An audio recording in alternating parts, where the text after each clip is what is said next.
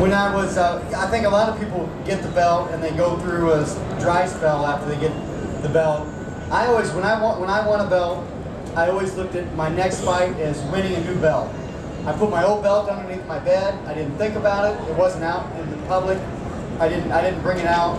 And I always, when I was getting ready for my next fight, I was always, hey, I'm going to go win a new belt.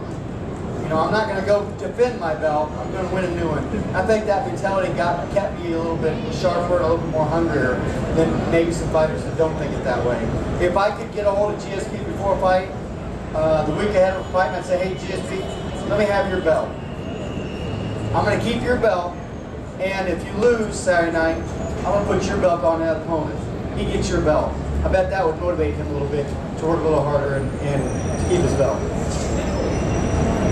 No disrespect to GSP at all. I just think that would motivate people if you took their belt and gave it to the opponent. You know, Matt, you brought up GSP. I've been dying to ask you this question because I think you'd be able to break it down better than anyone. I think that Johnny Hendricks will be his toughest test in the last couple of years.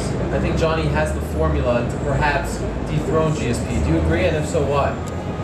I think, yes, he definitely has what it takes to do it. But we just don't know if it'll get done in there. Robbie Lawler explained it to me a couple of years ago, and I heard him talk, and it was true. This is a sport of big hits. Who can land that big hit and end that fight early? And Hendricks is definitely one of those guys that can land that big hit. George has been hurt with hits before, so I mean, if he can connect, it could be a short fight. But George is so good about coming up with a good game plan, taking people off their feet, which Hendricks has got great wrestling as well. So I mean, very, very interesting fight. There's been a lot of talk about the super fights.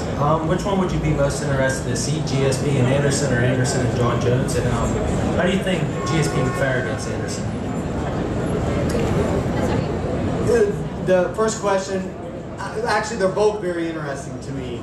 The fact that Anderson is so willing to go up and fight Jones is pretty interesting, because I think Jones would have the upper hand there with the wrestling ability, you know, the length, and just being the younger fighter. So Anderson's wanting to compete against Jones is interesting to me. And I think if George moved up or they fought in a catchweight somewhere in between, I used to think that George would walk away with his hand in the air, no doubt about it. But watching the last couple of fights, he just doesn't seem like he's into the sport 100% anymore. It just doesn't. So I don't know how that fight would go. I used to think he would win, and now I just think it would it'd be pretty close.